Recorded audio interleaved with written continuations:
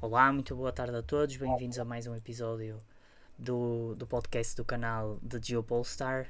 Este podcast em que nós tentamos ao máximo analisar as questões de política internacional e nacional, mesmo olhar para o pensamento geopolítico de uma forma crítica, sempre mergulhada num debate de parte a parte, tentar ver sempre ambos os lados das questões para estarmos o mais informados possíveis. Nesse sentido, hoje vamos ter um episódio sobre o conflito da Ucrânia. Tem havido bastantes desenvolvimentos na última semana, a última semana e meia, e, e achamos que era muito importante destrinçá-los, pensar a fundo o que é que cada uma das coisas pode significar e o que é que o futuro nos pode resguardar, não em termos de previsões daquilo que se vai passar, mas antevisões de cenários possíveis para estarmos mais preparados nesse sentido. Nesse sentido, eu vou já passar a palavra ao Eduardo, mas de uma forma geral vamos falar de muita coisa. Vamos começar principalmente por falar por aquilo que está na ordem do dia, especialmente hoje, dia da vitória dos russos sobre o invasor nazi. E aí passo a palavra, Eduardo, porque acho que há aqui desenvolvimentos importantes relativamente ao discurso de Vladimir Putin. Olá, Daniel. Olá a todos os nossos espectadores e amigos, não é? No fundo, estamos todos aqui a partilhar desta nossa paixão, que é o debate de temas internacionais. E hoje vamos centrar-nos na guerra da Ucrânia, como o Daniel disse, e hoje é um dia simbolicamente bastante importante, o dia da vitória, 9 de maio. E como tu disseste, eu começaria por aquilo que é o discurso de Vladimir Putin. Para começar, o desfile militar, que tem um aparato sempre gigantesco por causa do valor simbólico deste dia, naturalmente que este ano teve que ser reduzido. E nós sabemos que o episódio do suposto ataque de drone ao Kremlin na semana passada teve alguma influência nesses cálculos. Nós devemos tocar nisso já, entretanto. Uhum. Mas eu vou-me centrar neste momento naquilo que foi o discurso de Vladimir Putin, que eu acho que é importante assinalar, sobretudo, duas questões. Em primeiro lugar, Vladimir Putin mudou a tónica do discurso que até agora tinha vindo a ser projetado. Vladimir Putin quase que admitiu que a Rússia está em guerra com o Ocidente. Ele criticou uma coisa que chamou a ideologia da supremacia. Disse que a Rússia não tinha países não amigáveis, quer no Oriente, quer no Ocidente, que é importante assinalar, mas que iria sempre lutar contra a ideologia da supremacia e o excepcionalismo ocidental. Nós sabemos que isto é uma crítica subreptícia aos Estados Unidos da América e a ideia do seu excepcionalismo, e é importante assinalar isto, que a Rússia acredita que essa lógica da defesa do excepcionalismo está a ser uma lógica promotora do terrorismo internacional. Naturalmente que isto foi um discurso totalmente inflamado pelo chauvinismo e nacionalismo russo. Putin tentou salvaguardar a importância nacional da guerra na Ucrânia, salvaguardando esta guerra como não uma guerra da Rússia pela recuperação de território ucraniano, mas uma guerra de autodefesa russa contra a ameaça ocidental, que é uma ameaça perene que já tem décadas, não é? Assinalaria ainda mais outra questão dentro deste discurso, que é o facto do Putin também elogiar o Ocidente.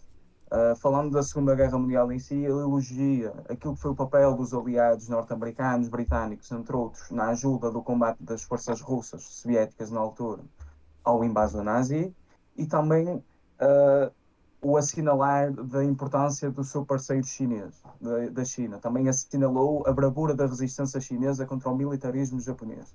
Como sabemos, o Japão e a Rússia também têm conflitos territoriais por causa das Ilhas Kuril, rancores históricos também bastante assinaláveis. Não sei se Putin tentou aqui tomar uma partida específica ali no contexto do Extremo Oriente, do lado da China, mas eu achei isto importante assinalarmos porque é como a guerra da Ucrânia não tem apenas e só consequências regionais, muito menos nacionais, são consequências globais. Putin também tentou enquadrar este discurso do dia da vitória numa lógica mais global.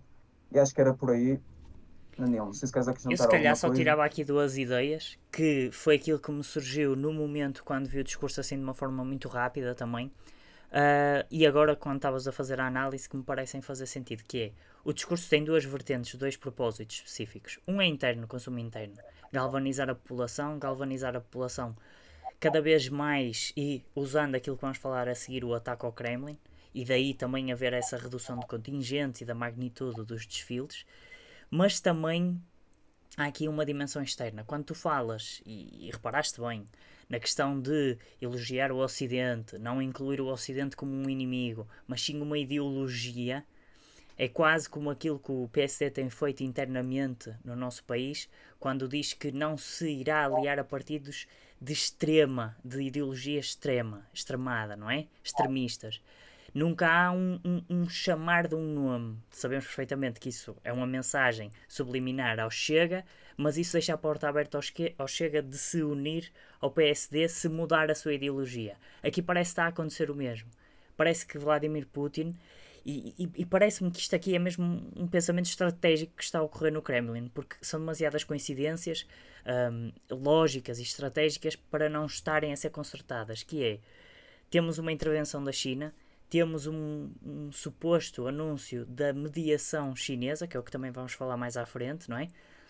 E de repente temos uma Rússia que diz que se opõe simplesmente ou meramente à ideia do excepcionalismo, ou seja, todos os Estados são convidados a pararem as suas posições, a retomarem posições sem estarem presos por serem nomeados como inimigos. Ou seja, se de repente o Ocidente se realinhar, e quando falamos aqui do Ocidente, certamente está um convite à Europa para quebrar a sua ligação com os Estados Unidos no que toca a este conflito, se de repente a Europa se quiser realinhar com os interesses russos, neste caso, não é? A porta está aberta. Ou seja, parece haver aqui uma concertação da posição chinesa da posição russa em não serem dissonantes na questão de os chineses ainda não nomearam ninguém como inimigo, também dão sinais de que há promotores do conflito e os russos seguem a mesma tónica. Ou seja, as narrativas estão-se a alinhar. Eu Força, acrescentaria força. mais uma questão que é algo que o Putin também assinala nesse discurso, e é algo que ele tem assinalado desde que é chefe de Estado da Rússia, que é a ideia da a tendência imparável para a multipolaridade. Porque nós temos, o mundo está a caminhar paulatinamente para isso, e este conflito e a Covid, inicialmente, e este conflito estão a ser dois fatores importantíssimos para acelerar essa tendência. E é algo que também demonstra essa concertação entre a narrativa russa e chinesa, que é essa defesa da tendência para a multipolaridade global, não é?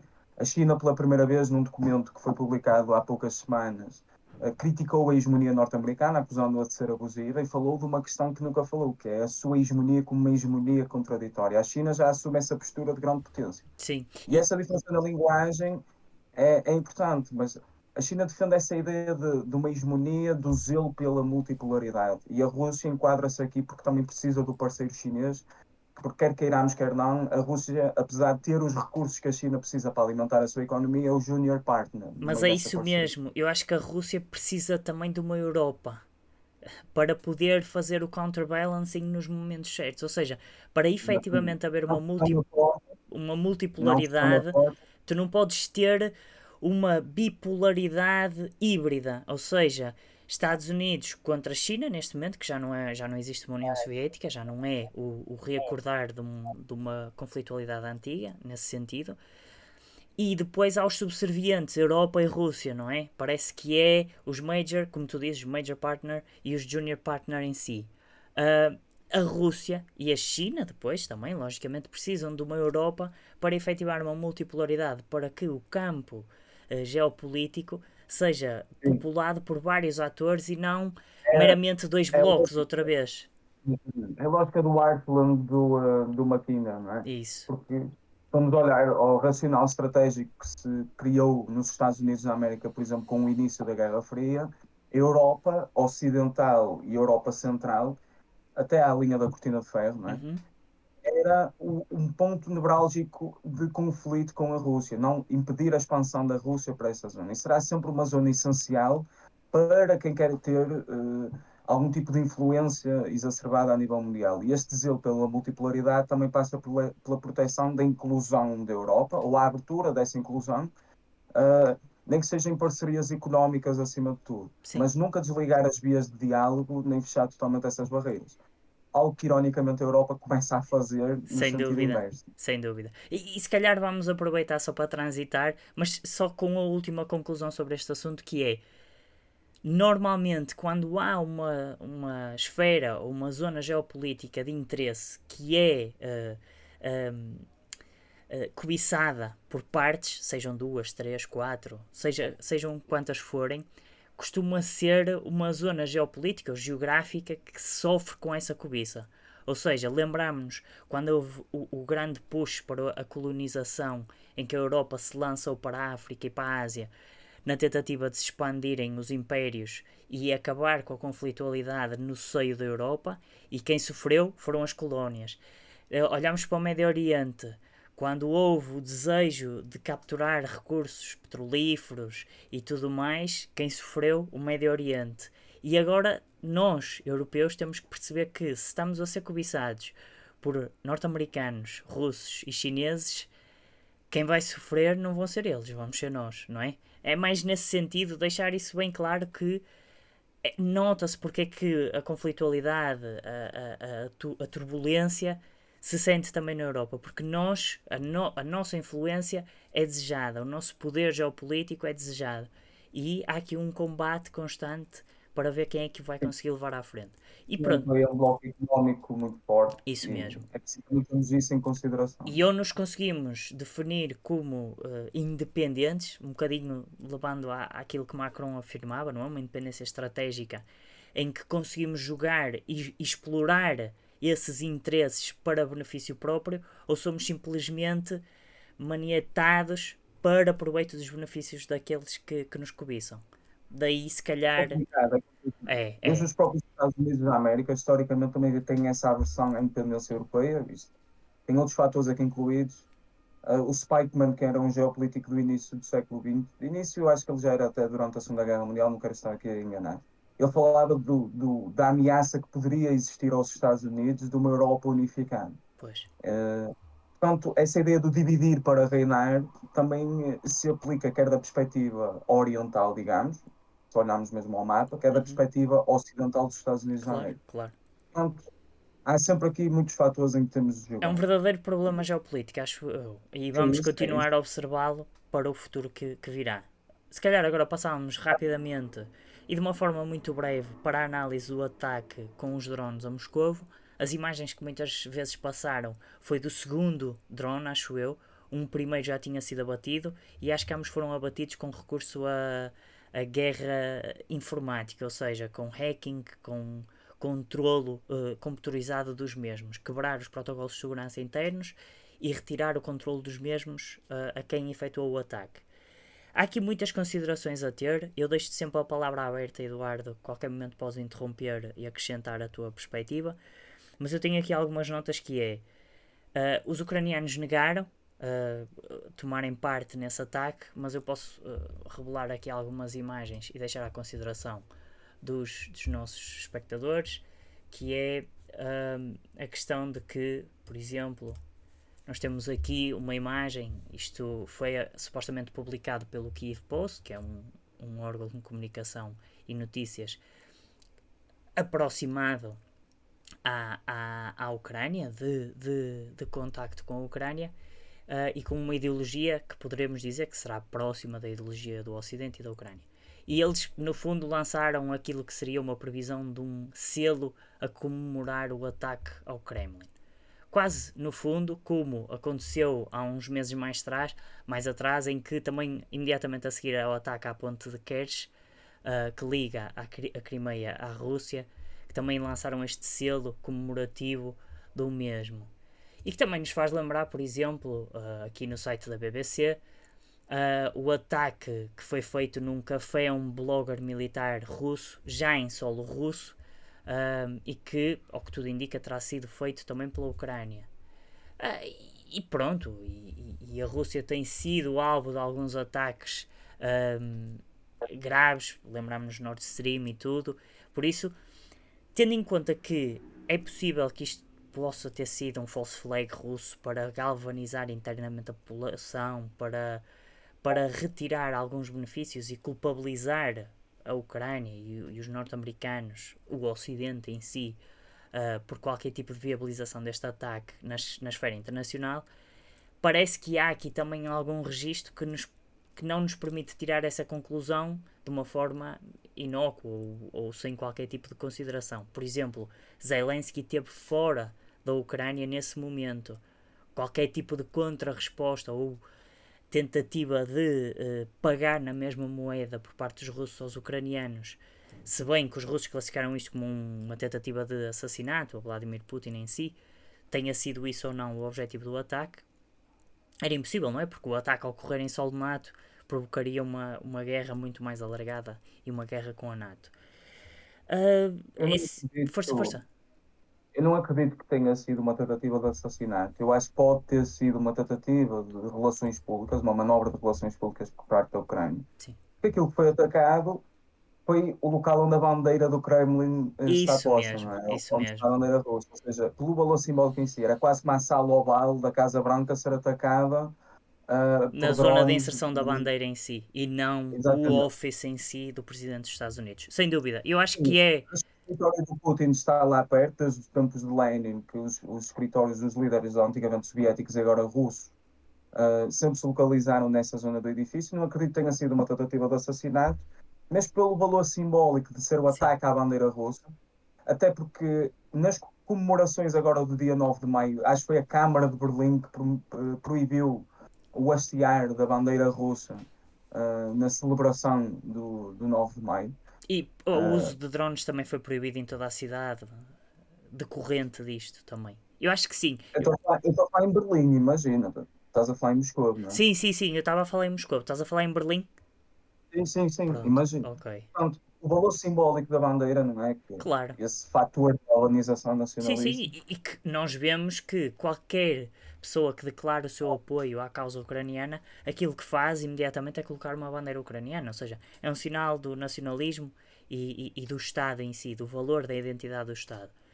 Aquilo Exato. que eu acho é que efetivamente terá sido uma manobra de comunicação, terá também sido possivelmente uma manobra de demonstração que os ucranianos conseguem chegar até Moscou, seja através de infiltração, E, seja a partir do seu território, conseguem fazê-lo. Os ataques ucranianos até à zona de, da Crimeia têm aumentado, por isso há aqui uma demonstração de capacidade de força, do uso da força, e é aquilo que eu acho que é fundamental, é uma humilhação para as elites russas, não é? Porque a sim, acontecer, sim. mesmo tendo sido parados os ataques, revela algum tipo de fraqueza ou algum tipo de incapacidade para os travar logo na sua fonte, no seu nascimento.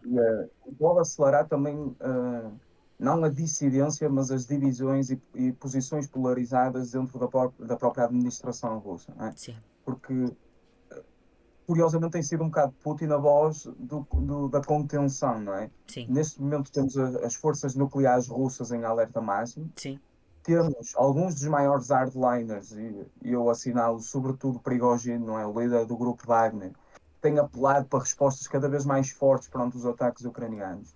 E Putin tem sido, até pelo discurso que nós já tivemos a analisar um pouco, sim, assim, por alto, epidermicamente, um bocado essa voz da contenção, de não vamos falar dessa maneira, vamos tentar assumir uma posição o mais racional possível. Até que ponto Putin não será pressionado a tomar uma medida mais drástica, não se sabe. Que é sempre uma ameaça, não é? Um Estado com capacidade nuclear nunca pode ser testado aos limites. sem dúvida. E, e eu acredito que a tendência para a escalada do conflito só poderá motivar a que isto uh, continue a exacerbar-se. Seja porque os Estados Unidos ainda hoje anunciaram um novo pacote de ajuda militar à Ucrânia, Sim, 1,3 mil milhões. O Reino Unido aparentemente vai fornecer à Ucrânia com uns mísseis chamados Storm Shadow, que têm alcance de 300 km, são mísseis com capacidades ofensivas. Isto são linhas vermelhas que a Rússia sempre disse que não deveriam ser ultrapassadas, porque naturalmente são mísseis com capacidade de ataque ao território russo, uhum, e se os ucranianos com os drones já estão a ter a ousadia que estão de poder atacar o Kremlin, imagine-se com estes sistemas de mísseis, não é? claro.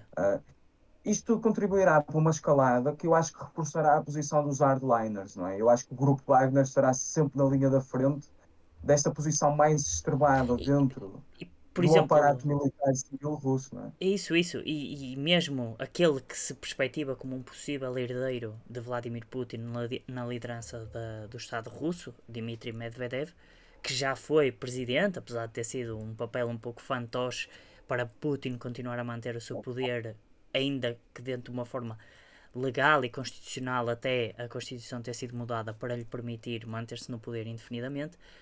Mas Medvedev, uma das coisas que disse logo imediatamente, e tem sido bastante vocal Medvedev nisso, acho que ele tem, tem representado bem o papel do bad cop dentro da dualidade good cop com Putin, não é? Ele já falou várias vezes do uso das forças nucleares, tudo isso. Mas ele pediu logo para a eliminação de Zelensky e contra-resposta. Ou seja, efetivamente, aquilo que me parece que este incidente demonstrou não foi tanto as capacidades ucranianas, porque não conseguiram efetivar nenhum dano substancial, não é? Conseguiram usar força em território russo, mas não obtiveram resultados palpáveis, a não serem comunicacionais de imagem prestígio ou de redução de imagem prestígio russos. Mas acima de tudo, aquilo que parece ter causado este incidente é mais uma escalada, é mais um quebrar das relações, mais um adensar da tensão que existe entre ambos os Estados e que nos vai, efetivamente, catapultar para longe de uma solução de paz, não é?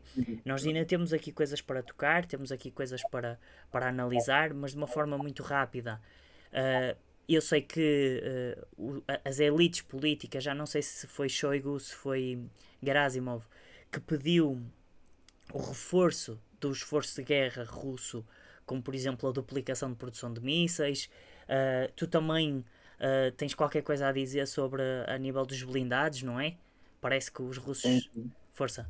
Os T-14 da Armata, que não é? Que são, os russos dizem que são a joia da coroa dos tanques russos, aparentemente vão entrar em terreno, também em resposta a essas escaladas promovidas pelo Ocidente do envio dos tanques Challenger, Leopard e os Abrams norte-americanos. Uhum, Isto que são tanques com uma capacidade tecnológica muito acima da média, têm um compartimento único que permite que o disparo do projétil seja feito de forma automatizada, ou seja, protege os condutores os do veículo tripulantes.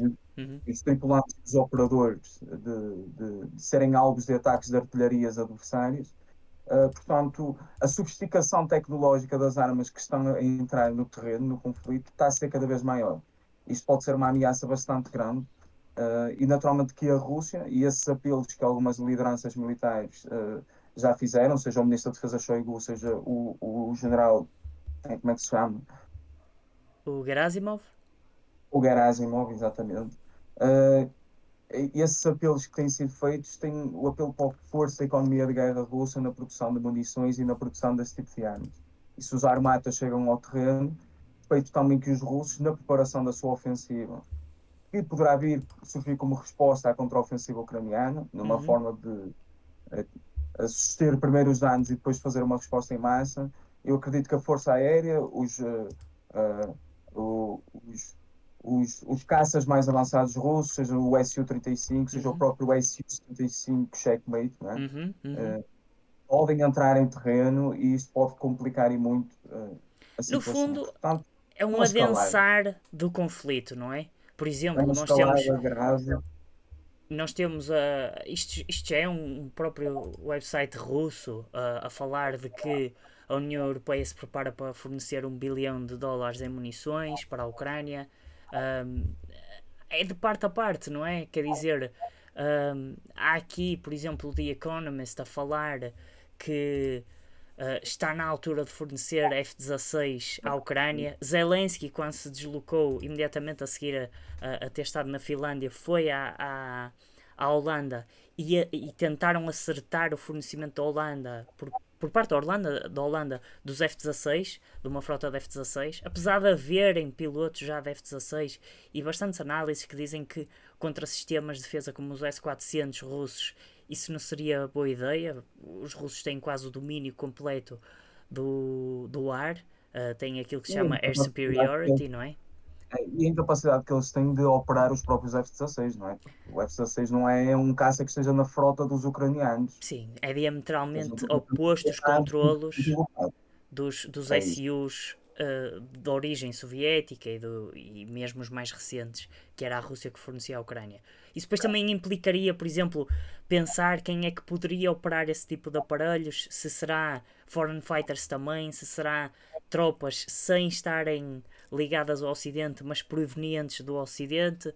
É sempre muito complicado esse tipo de análise, mas o fundamental, aquilo que ressalta de toda esta análise, é que o conflito está a escalar. E se calhar passávamos já para o próximo ponto, que é há tentativas de paz. Nós já falámos, por exemplo, a chamada de Xi Jinping com Zelensky foi orientada também para a questão da paz. Xi Jinping prometeu até haver um enviado, haverem representantes destacados para os aliados do Ocidente da Ucrânia, para também começar a preparar uma solução de paz. E tu também acho que tens informações sobre o envolvimento do Vaticano, não é? É, por um lado temos a China, que pela primeira vez com a chamada de presidente Xi Jinping, com o presidente Zelensky, desde o início da guerra, assinalou o querer assumir uma postura diferente daquela que tem assumido os Estados Unidos, de zelar pela paz. A China que Isso. apelida a guerra da Ucrânia de crise do ucraniano. É um eufemismo, naturalmente, porque no fundo isto é uma guerra, não é?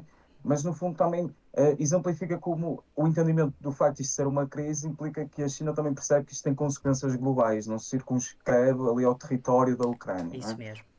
E Xi Jinping, por um lado, quis demonstrar essa postura distinta, e sabemos as relações íntimas que a China tem com a Ucrânia. A China é o terceiro maior comprador de armas ucranianos, isso é importante Uhum, assinalar. uhum, A China é o maior importador de determinados produtos ucranianos, pelo menos até 2019 era, antes do Covid, e agora com o conflito, com o acelerado da sua parceria com a Rússia, isso a alterar-se ligeiramente. uhum.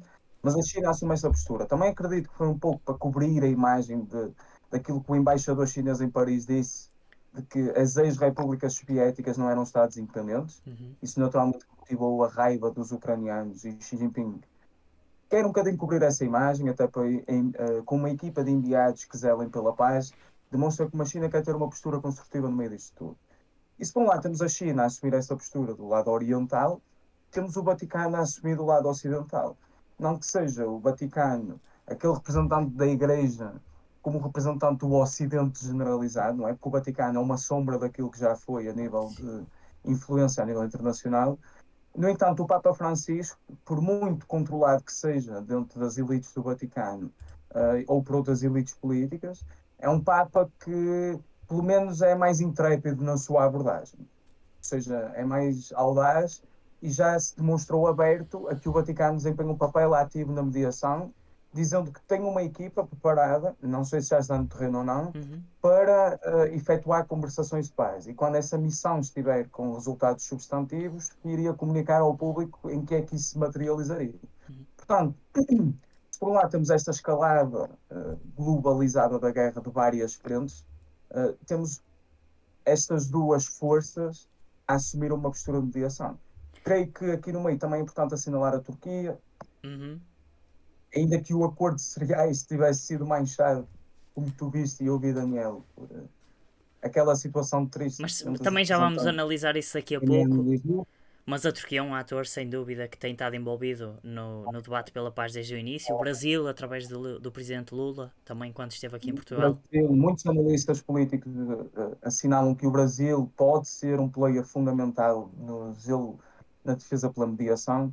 E como vemos, Estados geralmente não alinhados ou que zelam por essa lógica mais multipolar podem ter um papel importante a desempenhar aqui no meio. E em contrapartida, e por defeito, as Nações Unidas vêm-se cada vez mais vazias de poderem desempenhar esse papel. Sem dúvida. O que é que tu achas, Daniel?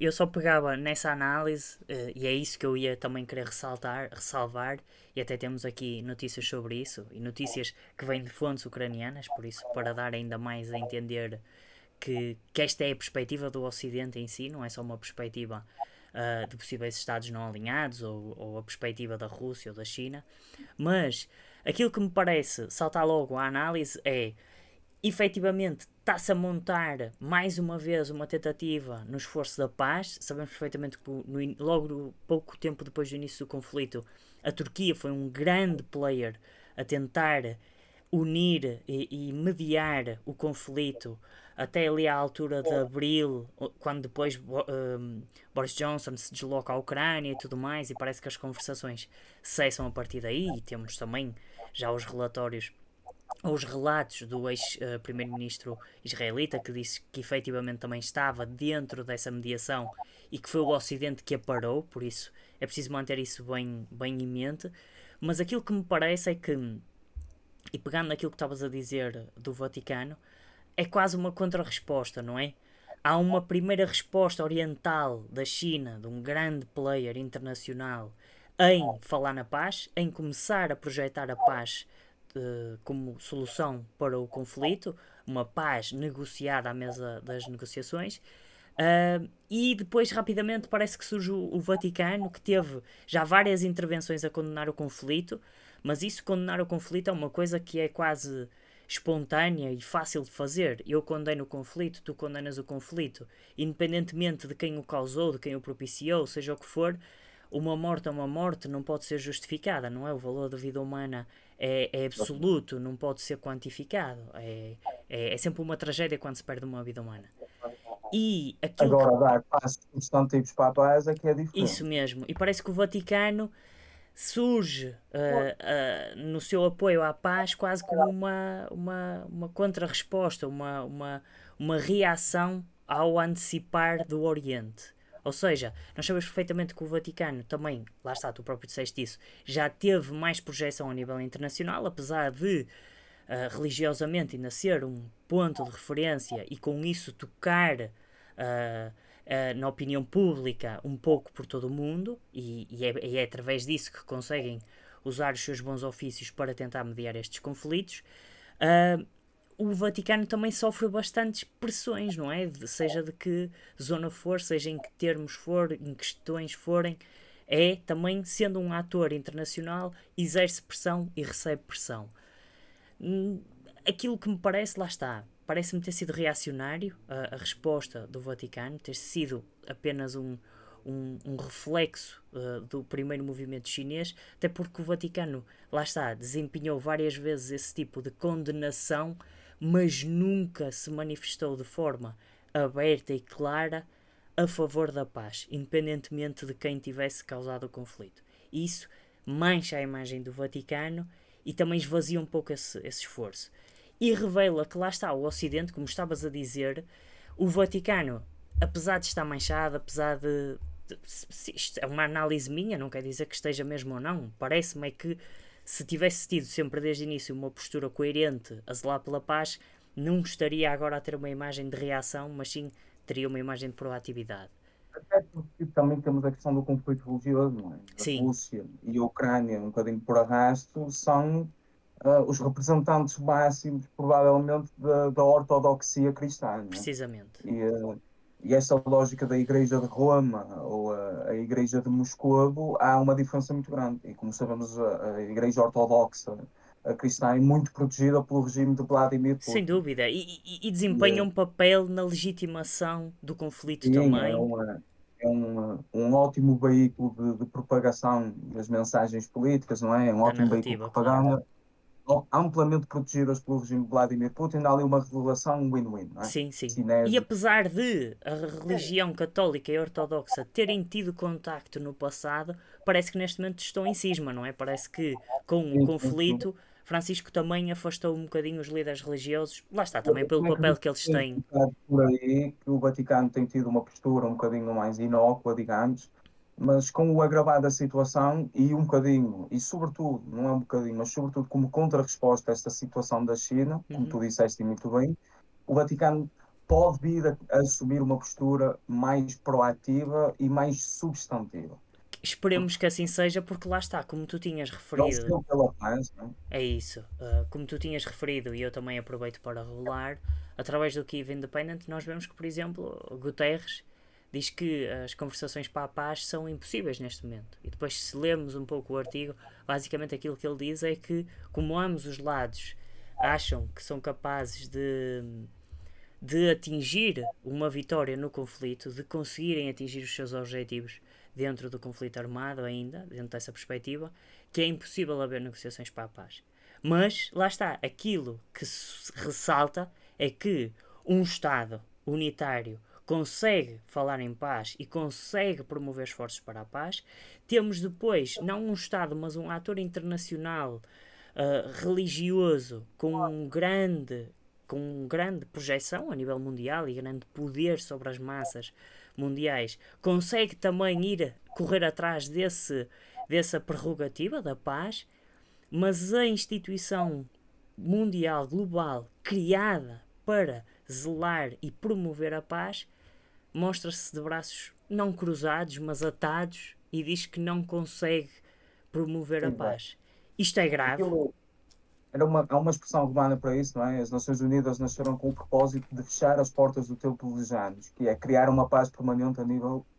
Na altura, os romanos era numa lógica regional, não é? Mas Sim, a nível mundial. sim, E as Nações Unidas, essa inércia que tem tido na sua atividade, sobretudo por causa do Conselho de Segurança, sim, e o facto de Guterres abertamente dizer isto, neste contexto tão específico, em que se prepara a contraofensiva ucraniana, em que se supõe que a Rússia também esteja a preparar a sua contraofensiva, em que a escalada é cada vez mais acentuada, só revela como ele próprio, o representante máximo dessa organização, não tem esperança que as Nações Unidas tenham um papel importante ainda a desempenhar. mas permite-me Que não só há vontade discordar neste numa caso. coisa, Eduardo. Claro que o Conselho de Segurança está bloqueado, a Rússia, como um membro permanente e usando o seu poder de veto, iria bloquear qualquer tipo de resolução que o mesmo conseguisse emitir, mas há sempre uma Assembleia Geral, mas há sempre os bons ofícios do Secretário-Geral, não é? E aquilo que me entristece um pouco é que, por exemplo, nós vimos que houve movimentos da ONU, os principais foram efetivamente o acordo de cereais, que vamos falar imediatamente a seguir, mas a ver o silêncio que tem havido, é isso a mim me custa a perceber, porque para mim a paz devia ser o imperativo basilar da vida internacional, não é? A resolução dos conflitos devia ser sempre à mesa das negociações, sempre com recurso a instrumentos económicos ou políticos e nunca com recurso à força armada, não é? E a coação. É um bocado o que temos vindo sempre a falar. Os canais de diálogo andam que meio a fechar-se. E Fechados, sim. o que a mim me chateia é sobretudo o facto do Ocidente celebrar algumas situações como vitórias simbólicas. Israel, que pela primeira vez em fevereiro votou contra a Rússia, a condenar a Rússia, e hoje, acho que foi hoje ou ontem, já enviou os seus sistemas de alerta prévio de lançamento de mísseis aos ucranianos, ou seja, já Uhum. estão a ajudar ativamente os ucranianos em campo de batalha, ainda que apelidem essa ajuda de ajuda humanitária. Uhum. Foi celebrada no Ocidente como uma vitória da frente ocidental, não uma Sim, vitória relativamente à paz. O facto de, pela primeira vez, Rússia, China, Índia e Brasil, numa resolução da Assembleia Geral, como tu falaste muito bem, que não se relacionava diretamente com o conflito, mas que mencionava a agressão russa à Ucrânia e anteriormente à Geórgia, numa resolução que falava das relações das Nações Unidas com o Conselho da Europa, uh, a Rússia, a Índia e Brasil votaram a favor dessa resolução. E podemos ver, pelo aquilo que eu disse, a linguagem não é de nada neutra. claro. José Borrell veio celebrar isso como uma vitória simbólica. Ou seja, estamos mais preocupados em zelar por o sustentar desta narrativa de que foi a Rússia o agressor, que na prática é algo que não é contestável, não é? Foi a Rússia que invadiu a Ucrânia. Mas sustentar essa narrativa do foi a Rússia o agressor, ainda se estamos a criar os canais de diálogo para zelar pela paz. É isso mesmo. Nós estamos Um a bocado zelar por soundbites que defendem a nossa postura, a nossa perspectiva, a nossa narrativa e não promover o debate. Um pouco como aquilo que nós fazemos aqui. Ou seja, nós não tentamos defender nem a Ucrânia nem a Rússia. Nós aqui tentamos debater o conflito. E se efetivamente a ONU estivesse empenhada, embrenhada em solucionar o conflito, teria que o solucionar com todas as partes. Teria que incluir também a Rússia para que, não só através das censuras das suas ações censuráveis, como a invasão, como a morte de civis, como seja o que for que podemos constatar, evidenciar ou enumerar, mas também temos que estar disponíveis para ouvir o outro lado. E aquilo que surgiu desde o início do conflito, e por exemplo, qualquer um de nós em Portugal, se for ao Twitter e tentar procurar órgãos de comunicação russos, seja a RT, seja a Sputnik russa, seja qual for o órgão de comunicação russo, vê-se barrado, porque a União Europeia emitiu uma ordem para uma empresa privada de barrar o acesso a esses meios de comunicação. Se nós tentarmos aceder à RT sem usar um proxy, sem usar um VPN, sem usar uma forma de túnel que nos identifique como noutro país, nós não temos acesso a esse tipo de informação. Nós não temos acesso à perspectiva russa, à perspectiva da população, que nem toda irá pautar-se pelos meios de comunicação oficiais do regime, mas que maioria poderá também consultar, ver, emitir opiniões sobre os mesmos. Aquilo que me frustra desde o início deste conflito é isso, é o quebrar dos laços, é o quebrar da comunicação, porque não é por alguém cometer uma ofensa que nós simplesmente o devemos renegar.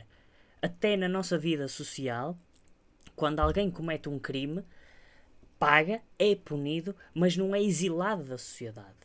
Pode ser afastado da sociedade de uma forma temporária para pagar pelo aquilo que fez de errado, mas nunca é excomungado, nunca é excluído para sempre da sociedade. E é sempre permitido ouvir a posição, é sempre permitido o recurso da decisão, ou seja, aquilo que nós não estamos a fazer é isso. É efetivamente dentro da ONU, que foi criada para isso, andar e trabalhar constantemente, diariamente, no debate e no diálogo para perceber como é que se vai chegar ao fim deste conflito. Porque este fim do conflito só pode ocorrer de duas formas. Ou no campo de batalha, em que um dos lados ganha de forma decisiva e consegue ditar uma imposição de paz absoluta, não é? Como vimos na Segunda Guerra Mundial com o Japão e com a Alemanha. Isso mesmo. Ou capitulação ou negociação. Ou negociação de ambas as partes, em que ambas as partes ganham algumas partes, cedem outras partes e tentam encontrar assim um modus vivendi de tentarem lidar com as diferenças de opinião e conflitualidade remanescente, mas que seja uma conflitualidade não ativa, não militar, mas que seja apenas cultural, mas que seja apenas ideológica. E se conseguirmos balizá-la dessa forma, depois podemos também trabalhar para aquilo que tu já referiste noutras vezes, a ideia da paz positiva de Galton, que é depois criar o diálogo entre nações, entre povos, e assim debelar estas questões. Mas até haver essa noção de que não podemos só excluir o outro, mesmo que ele esteja errado, que está, porque errados vamos estar todos, no fim de contas, não é? Depois, porque o Ocidente forneceu armas que tinha que fornecer para ajudar a Ucrânia, mas não forneceu condições para a paz, não é? Nunca forneceu um espaço de diálogo, sem julgamentos à parte. Muito complicado. Mesmo o próprio Vaticano, com essa proposta de mediação, digamos, surge em resposta à condenação do Tribunal Penal Internacional e a emissão do mandato de captura para o Putin, em resposta ao facto dos russos, alegadamente, e acho que pronto, as provas apontam nesse sentido, Sim. estarem a transladar crianças ucranianas para o território russo para serem reeducadas, não é? Ou seja, há muito essa lógica da narrativa de que os russos é que estão a cometer os atos agressivos, os russos é que estão a cometer crimes contra a humanidade, crimes de guerra, violações de direitos humanos graves, a questão não é essa, mas não são só os russos. Claro, mas mesmo dentro dessa questão, por exemplo, nós vemos essa visão muito simplista de os russos transladam crianças para o seu território, isso é um crime de guerra. Mas as crianças ficam no território ucraniano, ficam no terreno de combate. Não há esforços de ambas as partes para tentarem, ou não deve haver, para acolher refugiados. Essas crianças consideram-se refugiadas temporariamente realocadas ou não? É isto que não se debate. Porquê? Porque Portugal também recebeu crianças da Ucrânia, crianças que não vinham acompanhadas dos pais e que não foi reportada a sua transladação para Portugal. Então Portugal, através dos seus decisores políticos, as suas elites políticas, também comete crimes de guerra, certo? Porque se a análise for simplista, e eu não estou a dizer que o comete, porque efetivamente foi para lhes dar um futuro melhor, para as remover de um conflito que punha em causa a sua própria integridade física e a sua vida, mas Portugal não pode olhar para essa coisa de uma forma simplista, ou nós não podemos olhar, porque senão também iria integrar esse tipo de atitude de crime de guerra, não é? É isso que às vezes parece falhar, e aquilo que nós tentamos promover nestes debates, nestes diálogos, é isso. É, ok, os russos, eu não duvido que a maior parte da remoção dessas crianças para território russo seja com o intuito até de programação política, endocrinação, captura ideológica. Eu não me oponho a isso, acho que só iria de acordo àquilo que todos os outros Estados fazem quando se encontram em guerra. Os Estados Unidos não fizeram isso durante a guerra do Vietnã, não transferirem crianças para o seu território, mas promoviam ativamente um regime e um conflito de guerra civil, não é? No Afeganistão acontecia se calhar o mesmo, Os certo? Há japoneses, aqui. a Segunda Guerra Mundial é um exemplo perfeito disso tudo, em doutrinação com base em ideologias de supremacia racial, porque isso não era só algo exclusivo à eugenia nazi, não é? Uhum.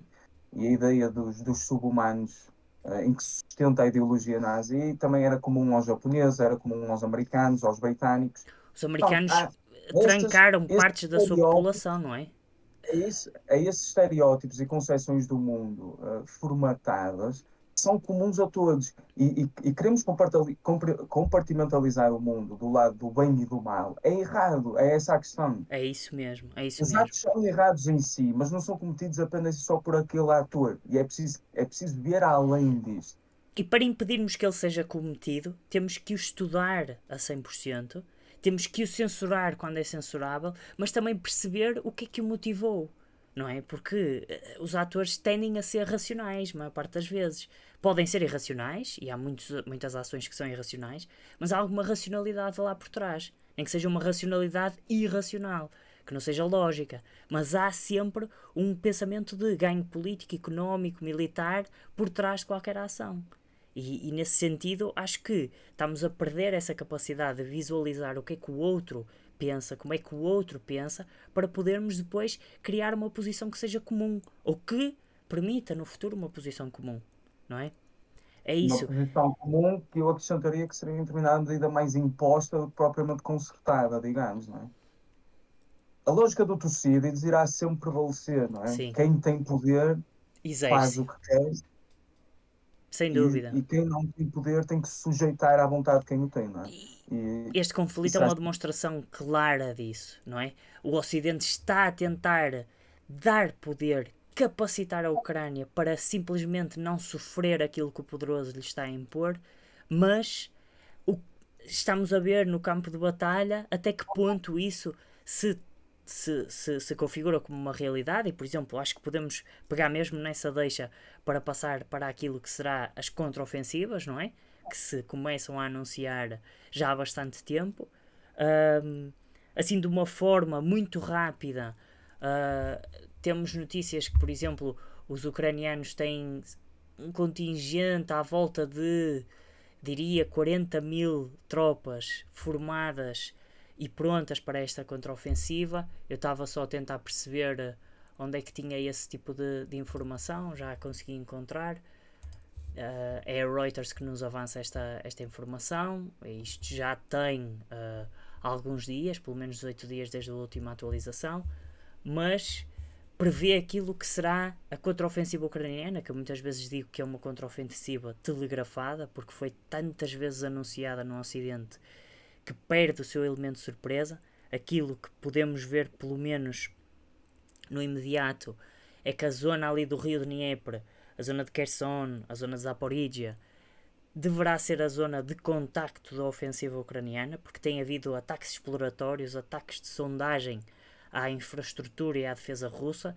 Deverá ser também nas zonas em que os russos têm menor aposta em construção de infraestrutura defensiva, porque usam o terreno como próprio aliado à defesa, ou seja, qualquer ataque deverá ser um ataque anfíbio, não é?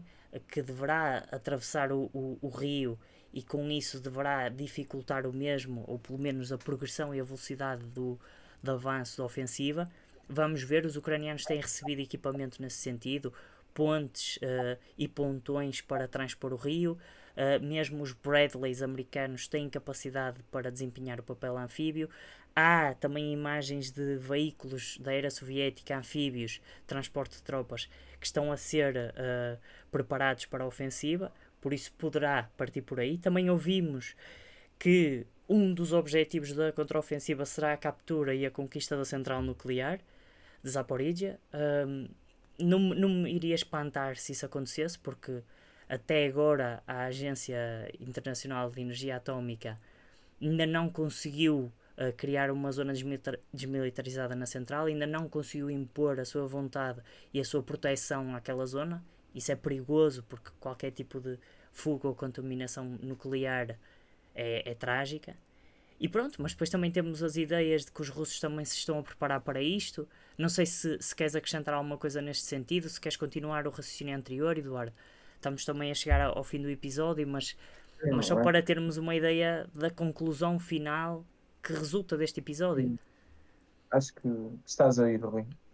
Mesmo em questão, a nível operacional, estás a tocar nos pontos essenciais. Eu acho que é isso, mas aquilo que se parece que continuamos a ser bombardeados é que vai haver uma contraofensiva, quer seja de um lado, quer seja do outro, vai haver mais fornecimento de armas, vai haver mais resistência, vai haver mais guerra, vai haver mais conflito.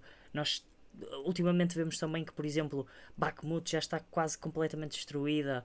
Os russos usam as chamadas glide bombs, as bombas que flutuam e que são lançadas a mais de 40 km de distância e que não conseguem com isso ser abatidas pelos sistemas antiaéreos e que são bombas que deitam abaixo edifícios inteiros, levam quarteirões inteiros à destruição. Por isso, e as imagens que vêm mesmo do terreno são chocantes. Quer dizer, uma pessoa olha para aquilo e só vê escombros, só vê cimento e metal retorcido. Aquilo que vemos é um país a ser destruído e isso é terrível, é horrível, é censurável quem toma ações para o destruir, mas não vemos é uma comunidade internacional verdadeiramente investida em, em impedir ou pelo menos terminar ou pausar as hostilidades. Eu acho que até agora ainda não houve um dia de pausa de hostilidades. Não houve um cessar-fogo neste conflito, não é? E normalmente isso. O problema é esse, não é? No fundo, tudo isso que estamos vindo a debater ao longo destes últimos tempos, quando nos falamos, referimos diretamente ao conflito da Ucrânia, é esse problema, de que o estar a ceder perante um cessar-fogo é ceder às exigências russas. Mas a ida para a mesa de negociações implicará, inevitavelmente, cedência. Sempre. Implicará, inevitavelmente, que isso aconteça. Porque se vamos com exigências maximalistas do lado ocidental, não as vamos ver concretizadas. O país que está a ser destruído é a Ucrânia. O Sim. povo que está a ver arruinada a sua vida é o povo ucraniano. Primeiro que a Ucrânia se reerga outra vez, será um processo bastante demoroso e completamente complexo São e de total gerações. dependência de processos externos. Sim. Portanto, isto só acelerará e continuará a contribuir para a destruição da Ucrânia país. É essa a lógica. E na minha perspectiva é isso que, no fundo, E, se está a suceder neste momento. e é isso. E eu quando digo isto, porquê? Porque mesmo até num conflito sangrento como a Primeira Guerra Mundial, houve momentos de cessar-fogo. De cessar-fogo. E às vezes até eram momentos de cessar-fogo que não eram oficiais, institucionalizados, decretados pelos poderes e pelas elites militares e É políticas. de Natal, não é? Isso mesmo. Quer dizer, este conflito ainda não teve, de facto, um momento em que ambas as partes pararam, respiraram fundo, deixaram que fossem dominados por outro tipo de ideias que não a morte e a destruição. Certo? Nós vemos, por exemplo, ainda podemos tocar aqui em mais duas coisas de uma forma muito rapidamente, mas a forma como Prigozhin, aquele vídeo que ele faz a reclamar por mais fornecimento de munições e tudo mais, há quem diga que isso, numa altura em que ele não estivesse fragilizado mentalmente pelo desgaste da guerra, nunca ocorreria, porque todos sabemos que a sociedade e as elites russas normalmente não falam fora da ordem, não é? Porque existe uma repressão grande à sua espera. E se calhar Prigozhin consegue ter essa liberdade pelo papel fundamental que o grupo Wagner tem no campo, mas isso nunca ficará bem visto. Houve logo vozes que falavam em removê-lo do poder ou removê-lo do teatro de operações. Ele próprio ameaçou sair. Acho que podemos debater um bocadinho isto. Não sei se tens alguma coisa a acrescentar. É complicado, porque tanto pode ter uma manobra de relações públicas por parte do Prigozhin, Uhum, quase que a semear a crença no Ocidente de que há ali divisões internas, uhum, como também é um pouco aquilo que eu estava a assinalar há um bocado do facto de ele ser um hardliner, não é? isso. Ser exigência. O, de acordo com os últimos relatos, aparentemente as munições que ele já anda a começar a exigir já estão a chegar ao terreno. Só que, e estou a citar, ele disse: eu ainda não as vi com os meus próprios olhos, Uhum. mas de acordo com os últimos relatórios que recebi, já chegaram algumas. Portanto, vamos ver o que é que de facto isso representa ou não. Porque o Prigozhin mudou a sua posição muito rapidamente. Em 24 horas abandonou a ideia de desistir do campo de batalha para continuar. Sim, e Portanto, não supostamente se, iniciar uma nova operação, qualquer coisa é como a isso, Noite do isso. Terror, ou uma coisa assim. Não se sabe até que ponto é que é verídico aquilo que ele disse inicialmente. E pronto, É claro temos que que Prigozhin tentar quer perceber. mais alguma coisa. Prigozhin tem, se calhar, desejos políticos. Mas aquilo que me parece é que uma daquelas mensagens dentro da sociedade russa não terá tido grande aprovação, mesmo por parte da opinião pública russa, porque se sabe que há formas de proceder, há formas de conduzir a mensagem e de a apresentar. E aquilo é um desafio tão grande à elite que qualquer outra pessoa, se calhar, desapareceria, não é? Ficaria gravada só nos anais da história. Mas Prigozhin mantém-se ainda presente, mas nota-se que há um desgaste, porque lá está, não há um momento de pausa, não há um momento de quebra da conflitualidade, da morte, da matança. Por exemplo, finalizando mesmo, Uh, foi dia 5 que ocorreram as negociações para o acordo dos cereais e lá está, é mais um elo de ligação, dos poucos que havia ainda, de contacto entre as elites, entre as lideranças políticas, entre os povos ucraniano e russo na partilha de portos no Mar Negro, parece que desapareceu. Por exemplo, nós temos também uma notícia que nos dá conta que o acordo dos cereais, de acordo com fontes ucranianas e reportado pela Reuters, parou. A Rússia terá parado o acordo. Mas terá parado porquê? O que é que poderá ter motivado? Não é que estejamos a culpar a Ucrânia neste momento, não culpamos lá nenhum. Aquilo que parece é que, e se calhar passa a palavra, a forma como as tensões precedentes às negociações estavam, a forma como também aconteceram os ataques depois e mesmo o comportamento dos diplomatas durante a sua presença na Turquia só poderia fazer-nos prever que o acordo era uma coisa que existia em papel, mas já não iria existir em grande realidade. Estão-se a perder os canais de diálogo. Não sei se isto será definitivo, será mais uma manobra diplomática da Rússia de exercer pressão Uhum. para que a Ucrânia sinta a pressão da comunidade internacional, sobretudo os Estados mais vulneráveis que padecem pelo facto deste acordo ter sido cessado. Mas só demonstra que uma crispação,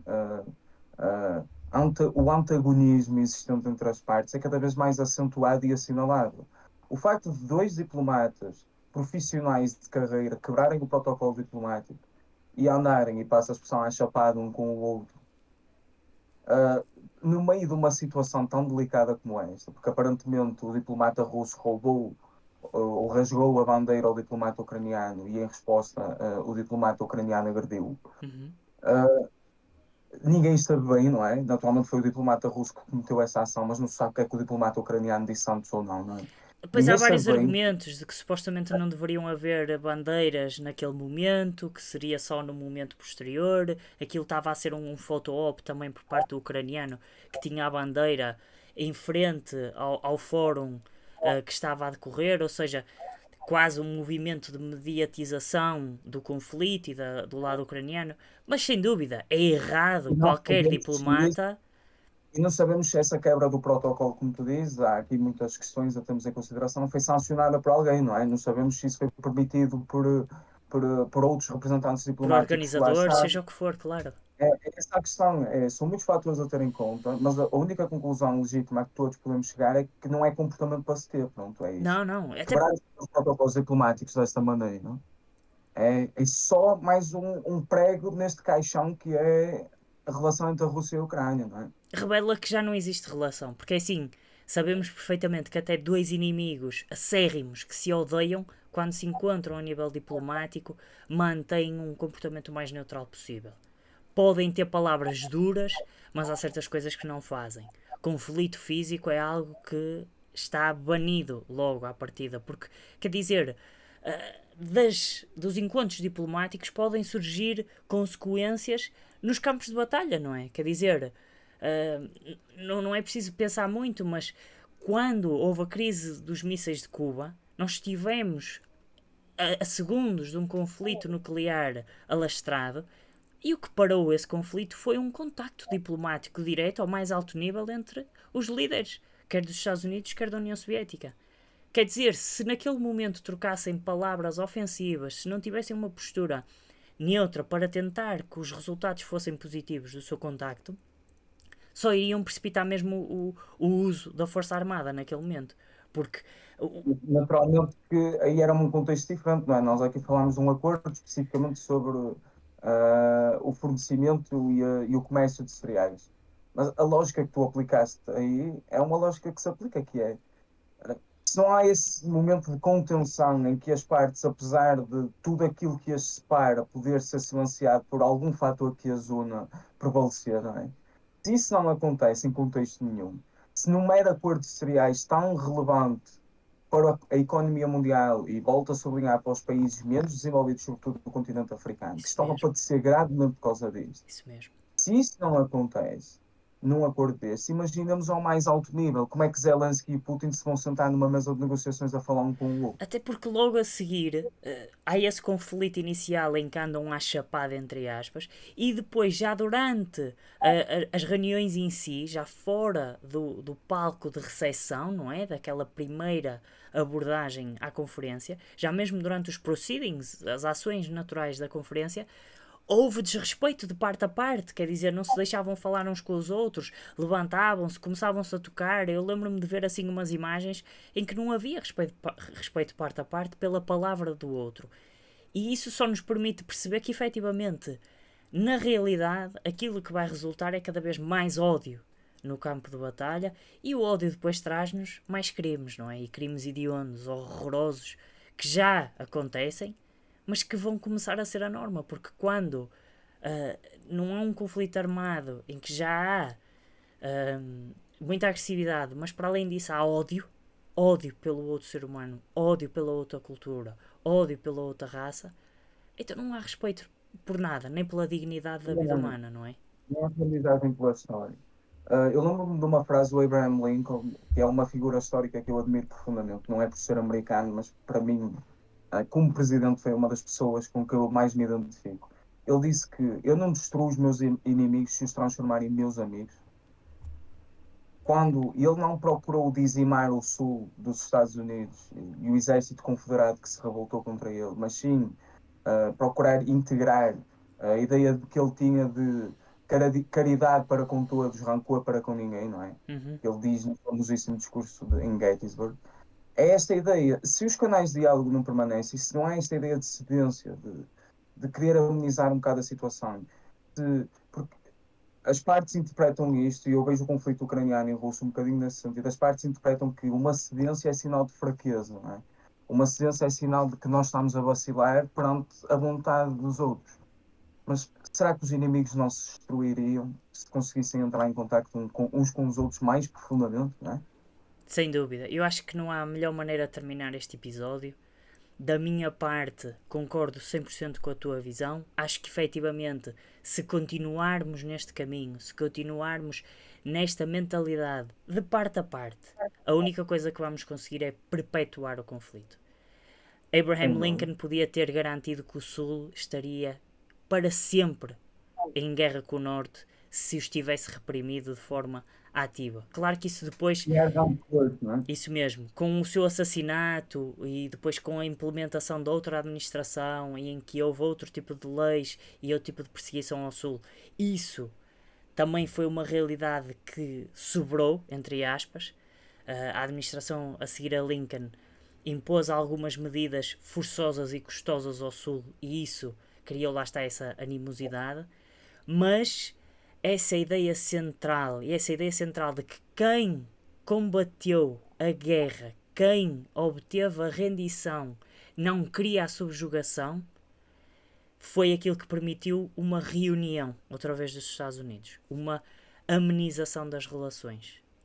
E aqui concordo 200% contigo, Eduardo.